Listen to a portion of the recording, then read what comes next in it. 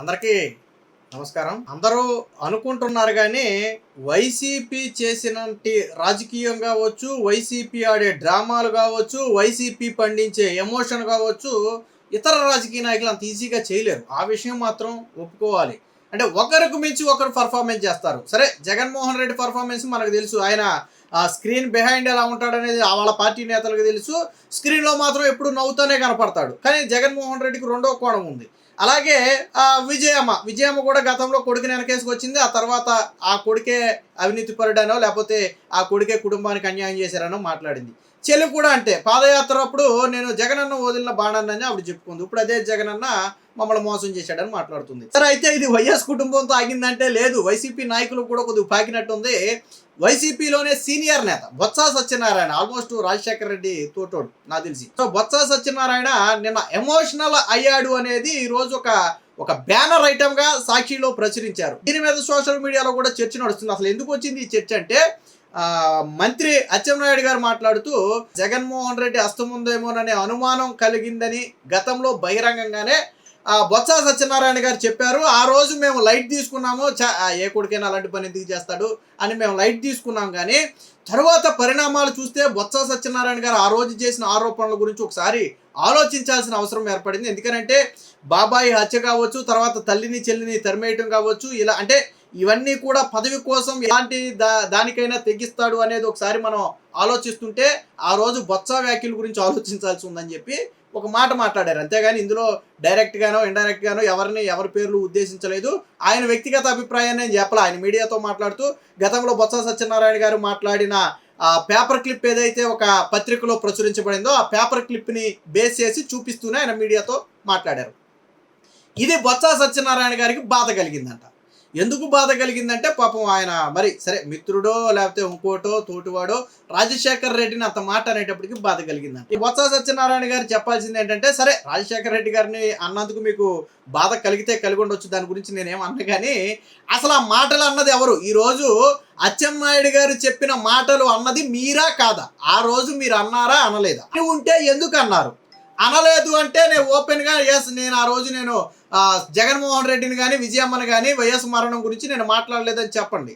ఆయన ఆ మాట చెప్పలేడు. ఎందుకనంటే పొంకాలుగా ఈరోజు సోషల్ మీడియాలో గతంలో బొత్స సత్యనారాయణ మాటలన్నీ వస్తున్నాయి. ఇందులో మనం ఆలోచించాల్సిన విషయం ఏంటంటే ఒకటి కాదు, 2-3 ఉన్నాయి. బొత్స సత్యనారాయణ గారు ఏమన్నారంటే, పోయి గంట కాకముందే సంతకాలు సేకరిస్తుంటే మాకు అనుమానం కలుగుతుంది.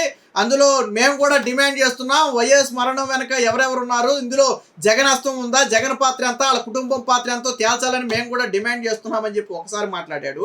తర్వాత అసెంబ్లీలో విజయమ్మ మా కుటుంబానికి అన్యాయం చేశారని మాట్లాడిన సందర్భంలో ఎవరు నీకు అన్యాయం చేశారని చెప్పి రివర్స్ లో మాట్లాడింది కూడా బొత్స సత్యనారాయణ. ఆ వీడియోస్ మన దగ్గర ఉన్నాయి. ఇంకోటి, వైఎస్ కుటుంబంలో అందరూ దొంగలేనని చెప్పి వైఎస్ కుటుంబంలో దొంగలు అన్నారు. అంటే ఆయన రాజశేఖర రెడ్డిని కూడా కలిపి అన్నట్టుగా నాకు డౌట్. వైఎస్ కుటుంబంలో అందరూ దొంగలే, వైసీపీ పార్టీ నుంచి అంటే కాంగ్రెస్ పార్టీ నుంచి వైసీపీ పార్టీకి వెళ్ళిన వాళ్ళు జైలుకి వెళ్తారు తప్ప వాళ్ళకి రాజకీయ భవిష్యత్తు ఉండదని చెప్పి ఒక వ్యాఖ్య చేశాడు. అది కూడా మన దగ్గర పేపర్ క్లిప్స్ ఉంది. అంటే ఆ రోజు మాట్లాడినవన్నీ కూడా రికార్డెడే. మరి ఇప్పుడు బొత్స సత్యనారాయణ గారు ఎందుకు బాధపడ్డారో అర్థం కాల. ఒకవేళ నేను ఆ రోజు పొరపాటున మాట్లాడి ఉండకూడదు అని బాధపడి ఉంటే అది వేరు. అంతేగాని అచ్చెన్నాయుడు గారు అన్నారు కాబట్టి నేను మాట్లాడాను, అచ్చెన్నాయుడు గారు అనలా, మీరు అన్నారని చెప్పాడు ఆయన.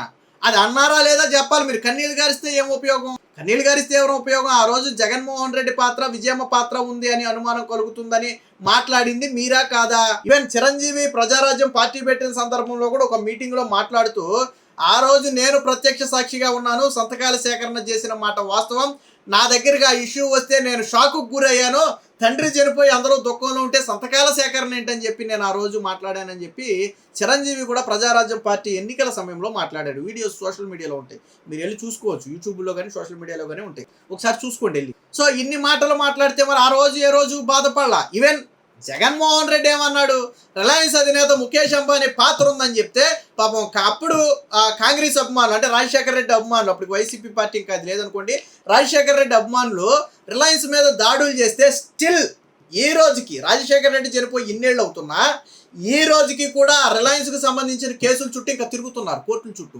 ఆ రోజు రిలయన్స్ మీద దాడి చేస్తే కేసులు పెట్టారు. ఆ కేసుల చుట్టూ ఇంకా తిరుగుతున్న వాళ్ళు ఉన్నారు. మీకు ఫ్యాక్ట్స్ తెలియకపోతే తెలుసుకోండి. ఆ రోజు జగన్మోహన్ రెడ్డి మాట్లాడింది ఆ మాట. ఈవెన్ విజయమ్మ చెప్పలేదా ఎన్నికల సందర్భంగా 2019 ఎన్నికల ప్రచారంలో మాకు ఈ రోజుకి రాజశేఖర రెడ్డి మరణం మీద ఇంకా అనుమానాలు ఉన్నాయని చెప్పి ఇండైరెక్ట్గా చంద్రబాబు నిరికించే ప్రయత్నం చేశారు. కానీ జగన్ సీఎం అయ్యకపోయిన రాజశేఖర రెడ్డి మరణం మీద డౌట్ ఉంటే ఒక కమిటీని ఫామ్ చేసి విచారణ చేయించాల్సింది. ఎందుకు చేయించలా? ఎందుకు రిలయన్స్ ముఖేష్ అంబానీని తీసుకొచ్చి పరిమళ నత్వానికి మళ్ళీ ఎంపీ సీట్ ఇచ్చారు ఆయన అడిగితే? అంటే రాజకీయాల్లో నాలికి ఎటు పడితే అటు మడతేసేయచ్చు. దీనికి అచ్చెన్నాయుడు గారు అన్నారు కదా అని చెప్పి మాట్లాడటం. అసలు వాస్తవానికి అచ్చెన్నాయుడు గారు ఏమన్నారు వినండి ఒకసారి. ఆ రోజు చాలా మంది చాలా అనుమానాలు వ్యక్తం చేశారు. అదే సమయంలో ఈ పార్టీలో ముఖ్య నేతగా ఉన్నటువంటి బొత్స సత్యబాబు గారు బహిరంగంగా వైఎస్ మృతి వెనక జగన్ హస్తం ఉందని సాక్షాత్తు నీ దగ్గర ఉన్నటువంటి బొత్స సత్యబాబు గారు ఆ వేళ మాట్లాడారు. కానీ మేము ఆ రోజు అంత సీరియస్ గా తీసుకోలేదు. సభ్య సమాజంలో ఎవరు కూడా ఇటువంటి పని చెయ్యరని. కానీ తరువాత పరిణామాలన్నీ కూడా చూస్తుంటే ఒక సైకోకి పదవి వ్యామోహం వస్తే పదవి గురించి ఏదైనా చేస్తాడు. సో అన్నారు కదా, అది అచ్చెన్నాయుడు గారు మాట్లాడింది. మీకు బొత్స సత్యనారాయణ గారు మాట్లాడింది కూడా నేను ఒకసారి చూపిస్తాను. చనిపోయిన నిమిషానికి అందరితో పథకాలు తీసుకుని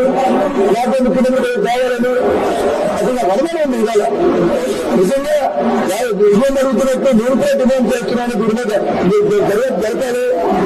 నిజంగా ముఖ్యంగా ముందు జగన్మోహన్ రెడ్డి గారు పొందేదా వారు వెళ్తే ఏ కుటుంబం జరపాలి. మరి కొత్తగా చూస్తుంటే నిన్న విజయాన్ని మాటలు చూస్తుంటే నాకు కూడా ఒక అనుమానాలు వస్తున్నాయి. కనుక నేను జరపండి.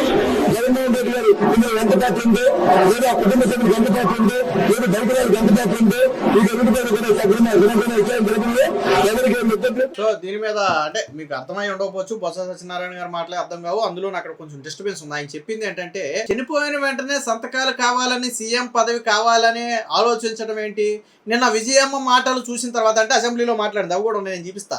విజయమ్మ మాటలు చూసిన తర్వాత, ఈ రోజు జగన్మోహన్ రెడ్డి చేష్టలు చూసిన తర్వాత నిజంగానే జగన్మోహన్ రెడ్డి మీద అనుమానం కలుగుతుంది. నిజంగానే వాళ్ళు ఎంక్వైరీ కావాలని డిమాండ్ చేశారు. బేసిక్గా జగన్మోహన్ రెడ్డి ఎంక్వైరీ కావాలని డిమాండ్ చేస్తే ఎస్ చేయించండి, మాకు కూడా జగన్మోహన్ రెడ్డి మీద విజయమ్మ మీద అనుమానం ఉంది, ఎంక్వైరీ చేయించండి, నేను వాళ్ళ కదలికలు చూస్తుంటే మాకు అనుమానం కలుగుతుందని చెప్పి ఈయన మాట్లాడాడు. విజయమ్మ కూడా మాట్లాడింది ఒకసారి.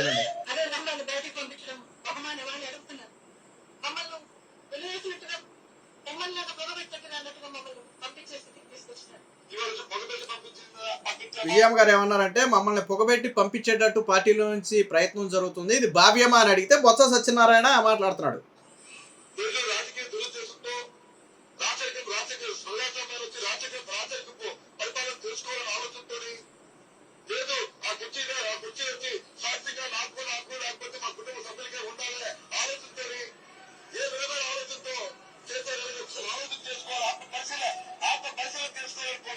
విన్నారు కదా, మేము పొగబెట్టి బయటకు పోమంటున్నామా, లేదా రాజశేఖర రెడ్డి చనిపోయిన తర్వాత ఆ కుర్చీని రాచరిక కుర్చీగా భావించి ఇది ప్రజాస్వామ్యం కాదు రాచరికం అనుకుని నేనే కూర్చోవాలని చెప్పి జగన్మోహన్ రెడ్డి ఆశపడి భంగపడి బయటికి వెళ్తున్నాడు, మీరే ఆత్మ పరిశీలన చేసుకోండి అని చెప్పి స్వయంగా ఆ రోజు బొత్స సత్యనారాయణ గారు కూడా మాట్లాడారు. అలాగే Jaganmohan Reddy Jagan mother are behind YSR death Botsa అనే డక్కన్ క్రానికల్లో ఒక ఆర్టికల్ కూడా వచ్చింది. ఎప్పుడంటే ఇది జూన్ 1, 2012 బొత్స సత్యనారాయణ మాట్లాడిన మాటలను ఆ రోజు డక్కన్ క్రానికల్లో ఒక బ్యానర్ ఐటమ్గా కూడా ప్రచురించారు. సో ఇందులో ఏది కూడా ఇక్కడ కూడా వైఎస్ మృతి వెనక జగన్ హస్తం, బ్రహ్మానందరెడ్డి జగన్ సంబంధాలు దీన్ని బలపరుస్తున్నాయి, వైఎస్ విజయలక్ష్మి జగన్ తీరు చూస్తుంటే సందేహాలు, ప్రజా తీర్పును కాదని పిల్లి బోసు జగన్ దగ్గరకు జగన్ డబ్బుకు ఆశపడ్డారని చెప్పి అప్పట్లో పిల్లి సుభాష్ చంద్రబోస్ గురించి మేబీ ఆయన మాట్లాడాడు.